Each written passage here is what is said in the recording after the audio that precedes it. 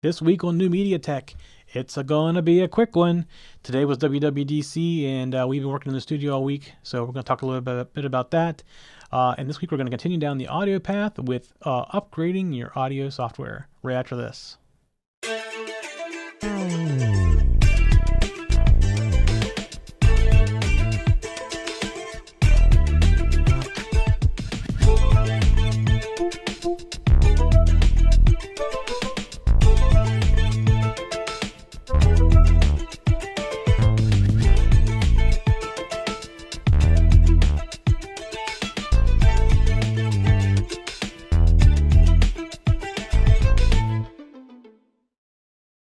Hello and welcome to episode number 13 of New Media Tech.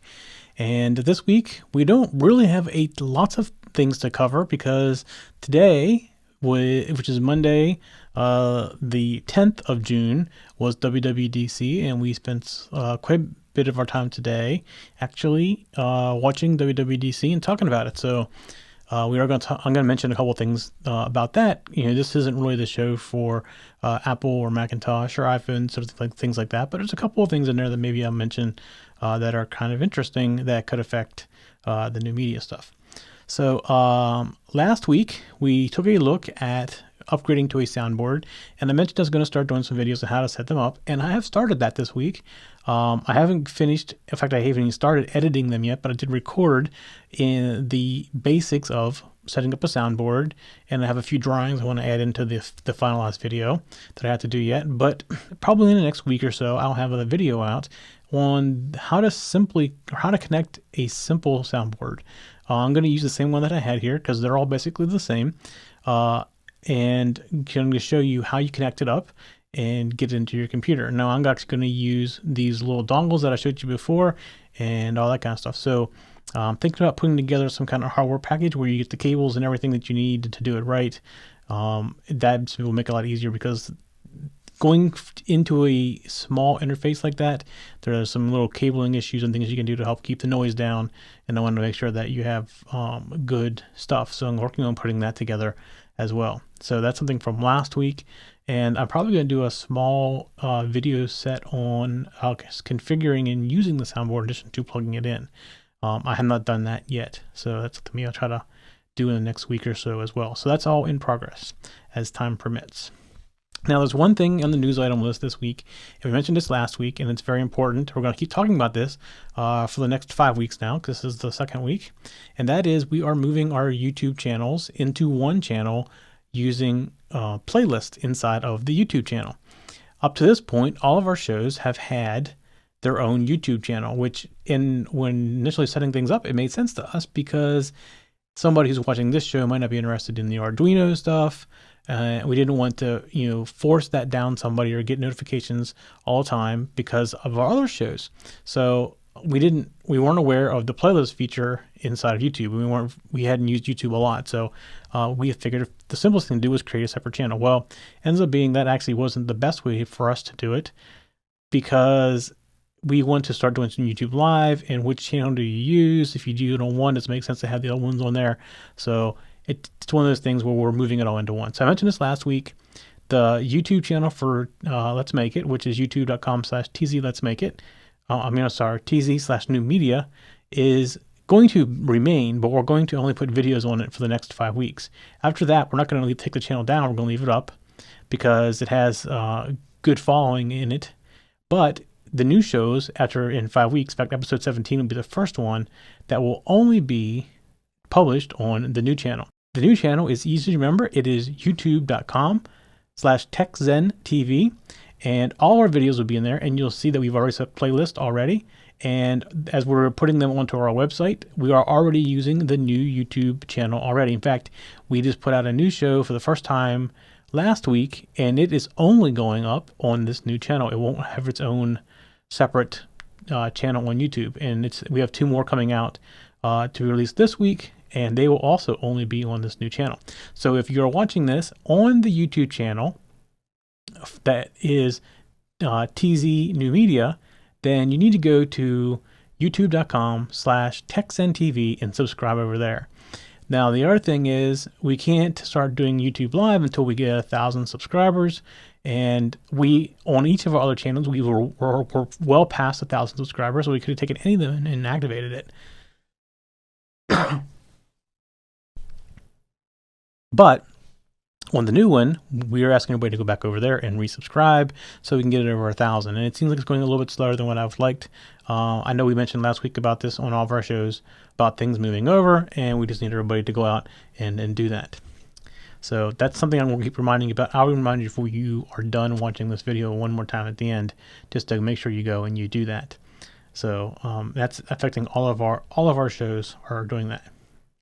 So there is one other news item, and didn't want to mention this last week because I didn't want to make it too premature, but it's definitely happening. We are actually creating another broadcast network for the internet. And that doesn't mean TechZen TV is going away. The issue is we have some shows we want to do that aren't technology related, and it just seems weird. In fact, we did one this past winter on American Idol, and it just felt weird having American Idol on the TechZen TV network. So that's the only reason we're creating a separate network. And they will also have TechZen TV shows out there, but we have a number of other shows that we want to do that are not technology related. And that's just the only way that makes sense to us to do that is to create another network. And we're going to be actually looking for additional shows to bring on that maybe already exist, and we're looking for some kind of expansion. And we're in that process now. We're actually talking with a couple people about that already, and they will be coming onto that network as well. And they're not technology related shows. And I don't mind bringing on other people's technology shows on that network either. It's for anything, really. And we're not going to close it down to just our stuff. And we'll be the broadcaster and the producer and stuff like that. But if somebody has another tech show that they maybe are right now only doing in audio form and like to move into video, but don't have the ability to spend the money for it to get all the equipment that you need, and you just want somebody to do it for you, that's kind of what these other shows are right now. They want to take it to the next level, but they just don't have the funds or necessarily the knowledge or the know-how to be able to do it. So we come in and help them out with that. So that's coming up. That's Alexa TV. And probably in the next 2 to 3 weeks, we'll be mentioning it again when we get the website completed. That's all in process now. And but it's definitely moving forward, and we do have some shows that are going to be going on there. That's the plan. All right, so that's pretty much it for the news items. Now, I mentioned about WWDC. That was today, and it was kind of interesting. This is the first major overhaul of iOS 7, but that's not really the thing that I think would affect some new media. They now have their own radio. They call it iTunes Radio, and I'm not quite sure how it's all going to work, if it's just going to be like a Pandora or if it's going to be more like a tune-in radio where you can have your own station and we could be broadcasting our audio, kind of like Stitcher.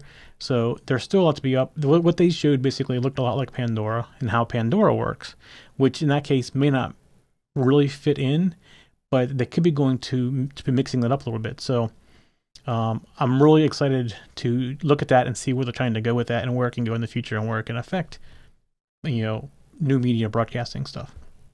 If you're a new media, like a music person, then yeah, you probably will affect you some. So that's just an interesting thing that happened today. I mean, it wasn't very interesting stuff with iOS and even their new naming. So they ran out of big cats. So now that's what they're going to either do. What they had today was some surfing location that's popular in California. And but that was kind of interesting as well as the funny naming convention for OS X, which is the new one's coming out. Some neat things in there too, but no big wow things for me. Although I use a Mac, I'm looking forward to that as well. All right, so you may notice, at least to me, I seem very dark on the monitor in front of me. And this last week, since our last show, I mentioned we were going to be doing some changing over of things. Not everything worked as planned, but a lot of it's been done. Our lighting's been changed. We're still working on the lighting a little bit. In front of me, I have a whole different set of stuff, or more stuff than I had before to help me determine what's going on. And where we came down to last week was mentioned about we're going to put Wirecast after our Atem switch to do the lower third graphics and DDR and things like that. And I showed you the controls, which works fine with the one exception. I can't get the video out of the machine to get into the recorder, which goes to the stream and et cetera, et cetera. ends up being, and I think I mentioned this last week, I have a Blackmagic mini recorder which brings video into Wirecast beautifully, and I got a USB 3 shuttle, which by theory should be beautiful as well. However, Blackmagic does not have USB 3 drivers for their shuttle, so I bought a brick, or I have a brick basically, and I have no way of getting video out. Somebody told me I should use Wirecast, just use the HDMI out of the Mini, but that doesn't work. I have a USB 3 display adapter, but Wirecast won't run on that monitor. It needs to run on the machine itself, so that limits me from that. So I'm still trying to figure out how to get good video out of that machine, and hopefully I'll figure something out by next week. But I will say that if I'm running it on the external monitor, everything works fine.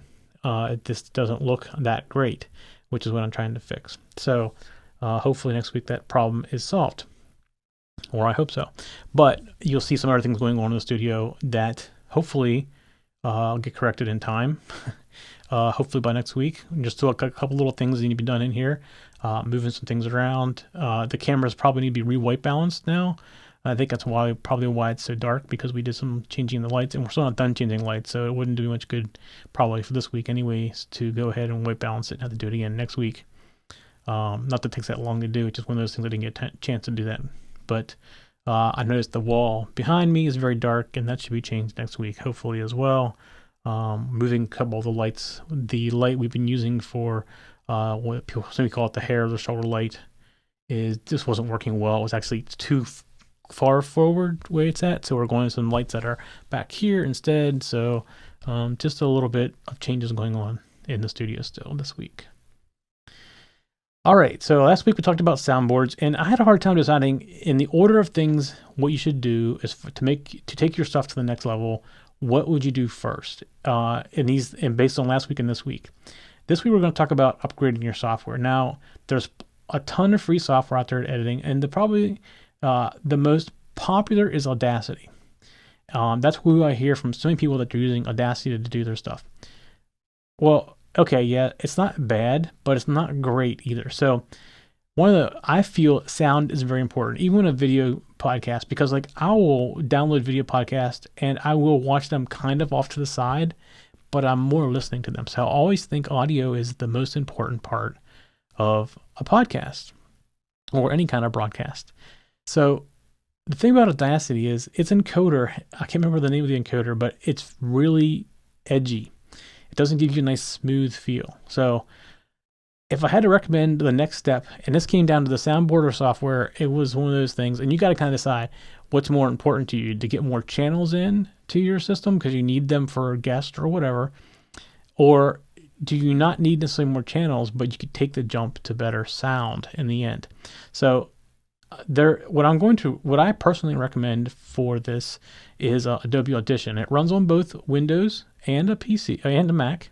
So it doesn't matter what platform you're on. They work basically the same. I mean, it's the same way with like Photoshop. They work pretty much the same on both platforms. It's very easy to learn. I do recommend go to somewhere like lynda.com and watch the videos on it, just so you get a little bit of comfort with using it. But there's some nice filters in it, and there's one that most people just use by default, and it's under compression, and it's called the Broadcast, and it's actually a multi-band compressor, and it really gives you that nice, solid radio sound. Personally, I think it works better with men than women, but women still sound better, I think, than not using it. But there's a ton of other things. I know people that use GarageBand, and built into GarageBand is the ability to podcast. So it would make kind of sense that you would look at GarageBand as a possibility. I can't say I've ever even tried using GarageBand for doing a podcast. I have played with GarageBand. I've done some basic things in GarageBand, but typically if I'm doing anything in audio in a Mac, I'm using something a little bit more powerful than GarageBand. So I do use Adobe Audition on the Mac. Most of the time when I do my editing for the videos and everything, I do that all in Premiere, and it has a decent audio system in it as well. So I never really have to go back to Audition to do that. So you got to decide what's more important to you. I mean, definitely sound is important. I think that is the most important part, like I said, of the podcast. And you have to decide at what point do you either need the soundboard or you need to upgrade to better software. Now, I didn't check the price of Audition before I came in here, and I know they do also have this cloud thing where you can get certain software as included for, it's like $29 a month, and it includes more than Audition. It includes other things as well, but that could be an option as well, and it doesn't cost you like the big lump sum at one time. Although I don't think Audition is very expensive. I think it's like in the $250 range. Last time I had checked, $250, $300, something similar to that, and maybe less than that by now. So there are other audio programs on the PC. I can't necessarily recommend one because I don't use a PC enough anymore to be able to recommend one. But I'm just trying to say at this point, if you have the ability, get off of Audacity. Now, I'm not a big Audacity user. I do use it for very simple things sometimes, and that is definitely what I recommend to get started for free. It's probably the best one out there that's free as far as sound editing software. And somebody did tell me that there is a way you can change the encoder, although I'm not familiar with how to do it. You just want to change the default encoder. It's just very edgy sounding. It doesn't sound very clean. It's kind of rough. So that is the main thing that I wanted to talk about this week. This was as we're going through this, we're talking about right now, we're focusing on audio. So where do you go for the next step for audio? And the next step going forward for audio is to that's what we talked about, a soundboard, and this week we're talking about software, and those two are how you get to the next level. Now we're going to go forward now to talking about other things other than just improving your audio. In fact, we're going to start moving into some video as well, but next week I think we're going to talk about where do you distribute your podcast at. And there's a ton of different sites, especially if you're audio only, that will do podcast distribution. So I'm going to talk a little bit how I do it. I do it probably a lot different than most people, because most people use some kind of service or something that's pretty common. I do a lot of it in-house using some other services, but I feed those services and do a lot of it in-house. And we'll talk about that because there's a bunch of different ways. And I'm going to focus on audio distribution next week, but we will talk about video distribution in the near future as well. That's all coming up down the line. And I also have a couple of product reviews coming up. And I was hoping this week, I kind of reserved this week to go through the whole rework of the video insertion and inputting ads and everything in, and it just didn't happen. I mean, I've been working on it, and I can't get it to work the way that I wanted to. Actually, I can get it to work, but the video is too soft, and I won't degrade the quality of the video. So I'm trying to find a better solution to get the video out. But that was what I was going to spend at least 30 minutes on this week in explaining how I did all this stuff for the switching. So, like I said, this week's going to be a little bit shorter than our average week just because we didn't have a lot of time this week because working in the studio, and then WWDC was today. So, not really any good excuses, but we're just running a little bit behind with things this week.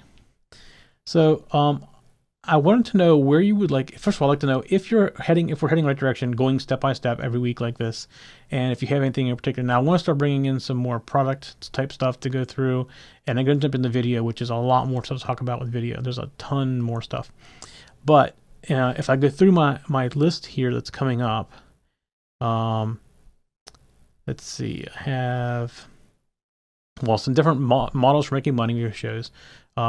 Just many different ways you can make money. Like we're starting to make products like if you ever watch our Let's Make It show, we have these Arduino shields we're making now. I'm going to start selling. In fact, in tonight's show at 9 o'clock Eastern, we actually are going to show these two put together and working just because we will make sure everybody thinks we're not crazy. So we're going to talk about hardware versus software switching, and this is more video coming up. That's kind of what I was going to talk about this week. Well, not necessarily to compare it, but to show you what combining the two together can do. Talk about some wireless video solutions. I want to bring in some hardware and show you that. I'm still working on the total workflow document as for audio and in the decision tree. That's coming along quite well, actually. And it's actually bigger than I can show you on the screen. I have to keep moving around, so I got to figure out how I'm going to present that to people, but I got that making down pretty well. We're going to talk a little bit about live streaming coming up, and I'm pretty much going to focus on video because that's pretty much what I know as far as live streaming goes. I am going to research some audio-only solutions, but I don't do any of the audio streaming, so only the video. It's one of those things where I need to get some background before I can even really talk about it. How to track the performance of your show, downloads, views, things like that, and some tools that we use. Plus, involving, like, I put things on YouTube, and I can include that in my view count because it is, as far as I'm concerned, a view. If YouTube says they viewed it, they viewed it. I don't know what the rules are around YouTube. If they got to watch it 25% or half or whatever it is. As I mentioned earlier, how and where to distribute your media. That's next week. We're going to talk about that. Some remote guest solutions. I use Skype, and actually I've been using a couple other things depending on the guests that recently. Skype has always been my go-to, but like last week, if you watched Let's Make It, Skype just wasn't cooperating very well with us. His audio broke up a little bit, but his video was frozen for the longest time. And it did come back and fix itself. But there are other things. I've seen people starting to use Hangouts now. Now, Hangouts don't look as good. This is one reason that I tend to veer away from them, or that's the main reason. Plus, it also has all this junk around it, so you have to scale it up. And I don't really have an easy way to scale it up with the current system. Now, when I go to the Wirecast after the Atem, there is a possibility I could do something with that, and I have to play with that some.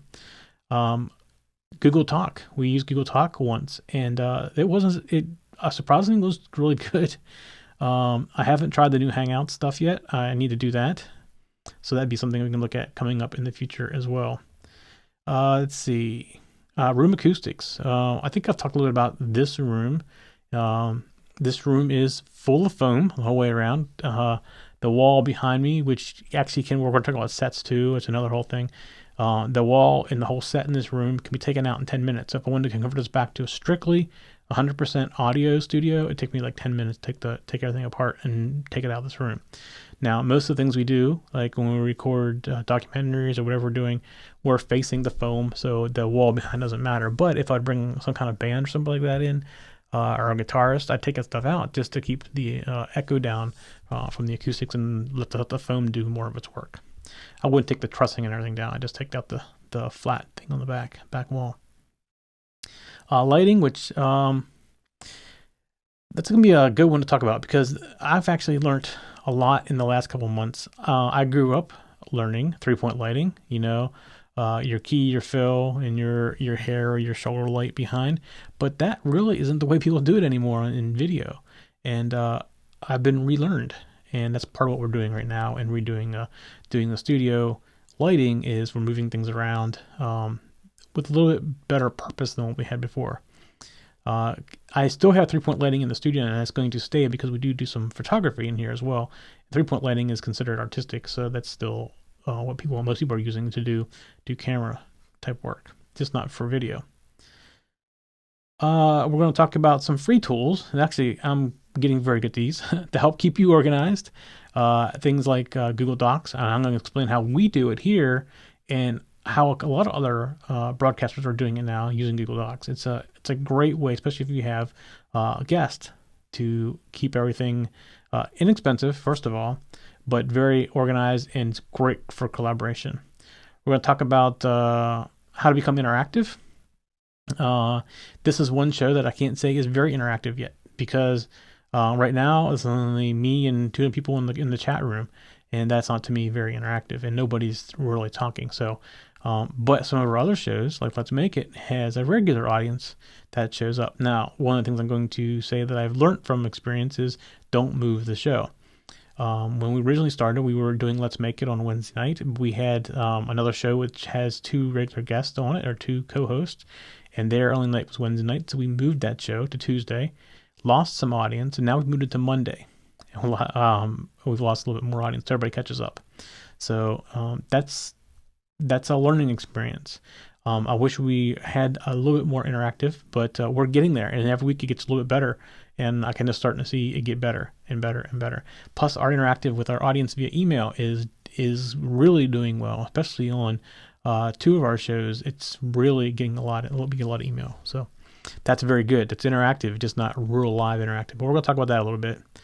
How to promote your show, we're going to talk about that. Some social automation, which we do social automation, and we'll talk about that. Social setup for your shows. I'm going to tell you how. Well, it's how we're doing it right now, but it's how we're moving away from. And it kind of goes along the same thing with YouTube, where we had a Twitter account for every show. That probably isn't the best thing for us to do. We had a Facebook fan page for every show. Again, probably not the best thing for us to do. It made sense when we did it because they're so different. But the more we do it, the more we think that was probably the wrong decision to make. So we're going to talk about some of that. And you can make the decision what you think about it when we talk about it, because it doesn't mean that what you were doing it and we're moving to is correct. Maybe the way we were doing it was better for you, and that's perfectly fine. So let's see. Down my list here. Well, I said about income, how you use different models. Also, I talk about the passive and not so passive income streams. Do you stream live or do you do downloads only? When do you decide to make the change to go streaming live versus download only? I know people that's all they do is downloads, and their shows are doing great. It's one of those things where you have to decide when is the time for you to go live. I think live is where it's going to be in the future, especially as we get more and more cord cutters where people don't have cable or they're watching things off the internet. I think that's going to grow. It doesn't mean that the downloads are not going to grow. I think they're going to grow as well. In fact, they may even go faster than the live, but I think as live's going to start to catch on here very soon. It already starts catching on right now. All right, so that's the upcoming shows. And let's see, anything else? Yeah, we'll talk a little bit about these other apps too, like Google TV, Apple TV, which may be, from what I'm hearing, soon an Apple TV developer, which maybe that's just a possibility. And we're going to talk about like Roku apps as well. We have a Roku app. We're going to talk about what it's done for us, because it's definitely made a huge difference for us as far as viewership goes. We're over 12,000 downloads of the Roku app as of today, and it's still going, and it's craziness. It's amazing how fast that catching on. And I will say that if you look at our stats, our Roku views are way up there towards the top of what's doing the views.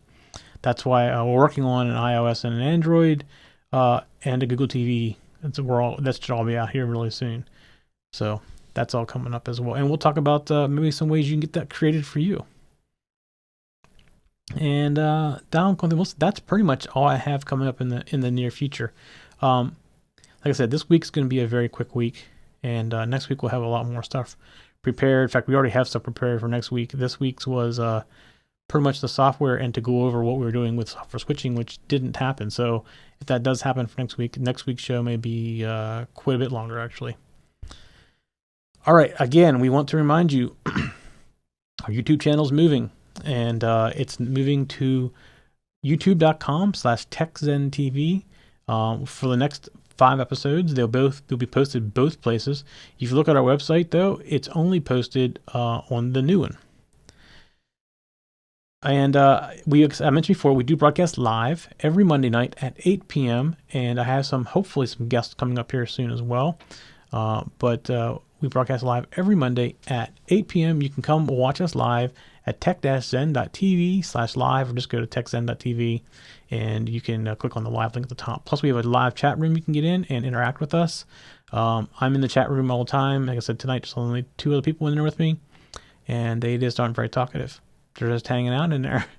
So definitely would like to have you come, and you can always send us an email at newmediatech@tech-zen.tv to send us an email.